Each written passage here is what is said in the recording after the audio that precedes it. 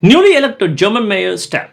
German mayor-elect stabbed multiple times at home, fighting for life in hospital. A shocking incident has gripped Germany after Iris Stalzer, the 57-year-old mayor-elect of Herdecke, was repeatedly stabbed near her home on Tuesday afternoon.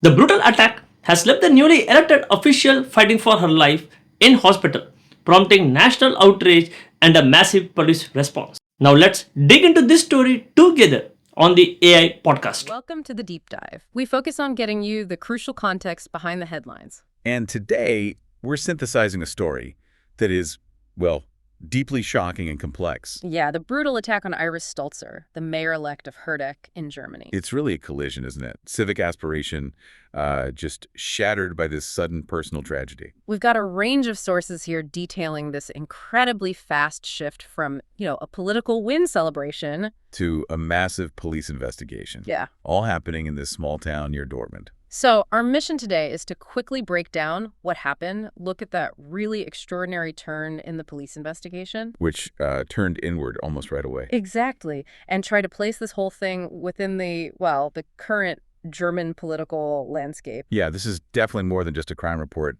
It's looking at what happens when a community's hopes are just put on hold like that. Okay, let's get into it. The timeline is it's incredibly tight and frankly cruel. Yeah. We're talking about Herdecke, North Rhine-Westphalia, a small town, and the victim, 57-year-old Iris Stalzer, she wasn't just running. She'd just been elected mayor, had a clear mandate. And she's got a professional background too, right? A trained lawyer. Yeah, specialist in employment law. So, clearly prepared for a serious governing role. Exactly.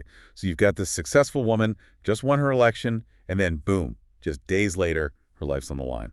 The attack itself happened around noon on a Tuesday. Which is striking, isn't it? Broad daylight. Not what you typically expect. No. Emergency services found her inside her apartment near her home. And the sources really emphasize how brutal it was. Multiple stab wounds. They specifically mentioned stomach and back. Yeah, I mean, that sounds like an attempt to kill, not just injure, clearly. Which explains the response, I suppose. Absolutely. The severity immediately triggered this huge mobilization. Police arrive, find a newly elected official like that. It becomes a major incident instantly. Right.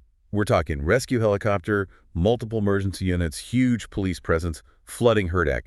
You could feel the urgency. And Stalzer herself. Rushed to hospital. Our latest sources say she's still critical, receiving ongoing life-saving treatment. And because of the nature of those wounds, they treated it as potentially, homicide-level seriousness right from the start. Correct. But here's where things get complicated. The initial story. Right, the information war, as you called it. Police arrive, they need information fast, and who's there? Her immediate family. That's the pivot point, isn't it? It really is. We know 2 of her children were there. Her 15-year-old adopted son and also her 17-year-old sister was apparently present. They called 911. Yes.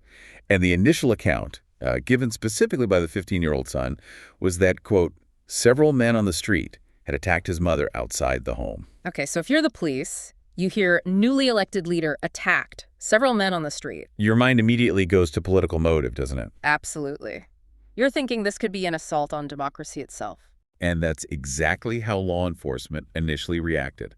They launched a manhunt, a wide search for these supposed external suspects. The whole community put on alert. Look out for these guys. The focus is entirely external. Right. The political world starts bracing for impact. Is this an attack on the system? But hang on.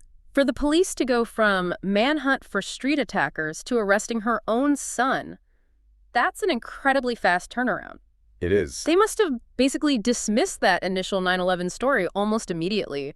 What could have contradicted it so quickly? Are the sources hinting at anything specific? That's the key investigative detail, isn't it? Yeah. They haven't released the exact evidence, naturally, but the speed of that pivot tells you almost everything. Meaning the story about attackers on the street just didn't add up. It must have collapsed under scrutiny almost instantly. Maybe the physical evidence at the scene. Like no forced entry. Or the location of the attack being clearly inside. Potentially. Yeah. Or blood spatter patterns, lack of defensive wounds, suggesting an outdoor struggle. Something didn't match the attack on the street narrative. So, very quickly, the whole investigation flips from hunting maybe politically motivated attackers outside To focusing on a crime scene inside the home. Domestic. And that leads to the twist. The really shocking twist revealed in the sources.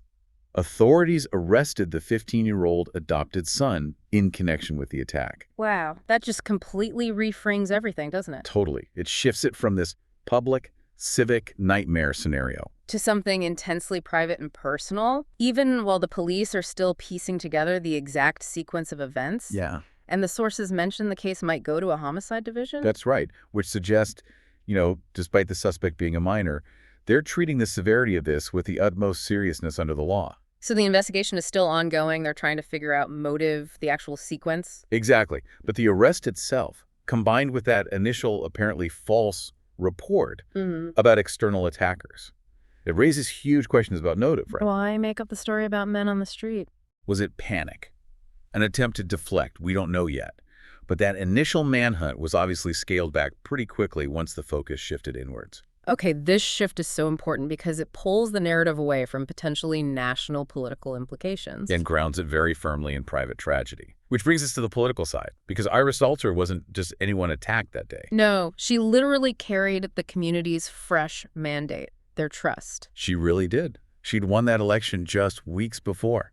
September 28th, elected mayor of Herdecke. With a solid majority, too, 52.2% of the vote. And she was due to actually take office in November. So that timing. Elected end of September, attacked early October. It's incredibly destabilizing for the town. Politically, she's a member of the SPD, Germany's Social Democrats. Center left. And for context for listeners, the SPD is currently the junior partner in the national government. Which is a conservative-led coalition under Chancellor Friedrich Merz. Yeah. And that political connection meant this jumped from being just a local tragedy to a national issue almost immediately. The whole German political system had to react. And what's interesting is how that reaction started before they knew the full picture, right? Yeah. Before the arrest. Precisely. Chancellor Merz, whose party leads the coalition, he put out a statement pretty fast on social media. Calling it a heinous act. Yes, condemning it, expressing hopes for her recovery, thoughts for the family, all standard, but based on the initial premise. Which was likely assumed to be a political attack. Right, that national, almost knee-jerk reaction to condemn what looked like an attack on a democratic figure. Something they could frame as an external threat. Was then immediately complicated, maybe even undermined, by the facts emerging from inside the home. Exactly. The condemnation was swift, based on a presumed political motive. But the investigation now points towards, well, possibly a tragic domestic motive. It forces the political class into a much messier, more uncomfortable space. That contrast is really stark, the national figures talking about democratic safety. While the local police are finding holes in a family statement. That's the real deep dive here. And crucially, the authorities are stressing they haven't yet established if the stabbing was politically motivated. Right. The son's arrest makes proving that connection much harder, obviously. Though I suppose it doesn't entirely rule out some complex mix. It's just less likely now. Meanwhile, while all this is playing out at the national level and in the investigation, the local community in Herdecke must have been just reeling in deep shock. Stalzer had lived there most of her life, the sources say. Yeah, so the public support, the prayers showing up on her social media, that was instant. You saw comments like, disgusting act, praying for you. It shows the deep local connection and impact. And you really feel that whiplash, that shock, when you look back at her own words right after the election victory. Oh, yeah. What did she say? Her Instagram message, it just captured this real sense of hope and optimism, thanking people for their trust, saying she wanted to start her term full of joy, enthusiasm, and respect to shape, develop, and keep our city vibrant. And just days later, that vision, that enthusiasm, the trust people placed in her, it's all just suspended, inert. Yeah, the town's governance basically paralyzed by this incredibly violent act that seems rooted in, well, the most private of settings. So let's try and synthesize this for everyone listening. What do we got? Okay. Critically injured political leader, celebrated just weeks ago, now fighting for her life. Right. Then this massive shift in the investigation.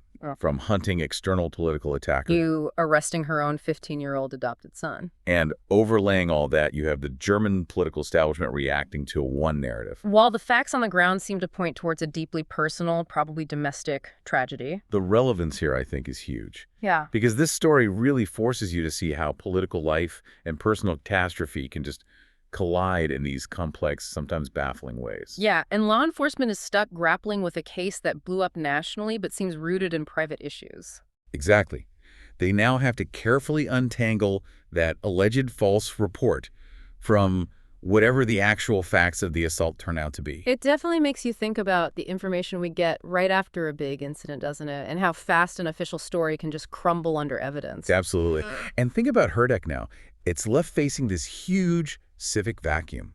What does it mean for a small town when the leader they just chose, someone filled with all that hope and energy, Is suddenly incapacitated just weeks before taking office, Yeah. especially under these shocking, unclear circumstances involving her own family, Yeah, the community has to figure out how to move forward without their chosen leader. and also how to process the sheer emotional distress and maybe even the sense of betrayal, whatever the final motive turns out to be. It's a profound challenge for them.